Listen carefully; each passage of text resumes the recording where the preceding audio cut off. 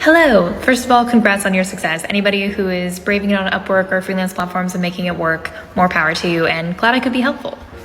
In this video, I'll go over some quick tips to how to get past a dry spell as a freelancer, whether you're on freelance platforms or roughing it on the outside world.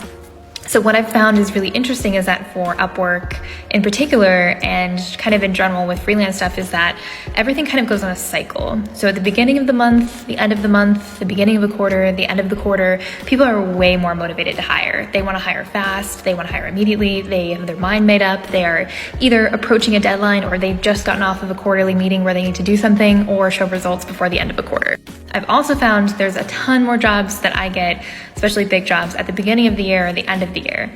And so there's always kind of those lulls in the middle, whether it's kind of a monthly cycle or yearly cycle. I always find summer to be a lot slower, but the holidays to be crazy. And so it really just depends on the timing of the world and kind of the ether, and also what kind of jobs you're accessing. However, you can take advantage of this. When you're in a lull and you're feeling like, oh, I'm not getting any work, I'm not getting any freelance jobs, that's a perfect time for you to work on your personal brand. Now, personal brand sounds kind of gross sometimes, but I see personal brand as basically, what is your creative presence on the internet? How do people perceive you, and what vibes do they get from your website, your portfolio, anything that you have online?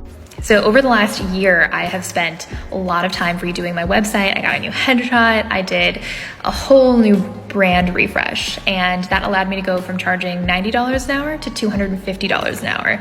And my personal branding was a huge part of that because it changed people's perceptions of me as a freelancer and as a talent-based, creative selling your services. I'm traveling in Venice, Italy, so my brain is a little mush. I have been eating lots of great food, and today's my work day, so I'm kind of all over the place. So if you find yourself in a dry spell, that's actually a great opportunity for you to work on all of that stuff and work on your marketing and decide what new things you can add to your portfolio and kind of be strategic. So take it as really good rest time or strategic time and time for yourself to kind of find new avenues to market yourself and your skills. Keep at it, don't give up, keep going.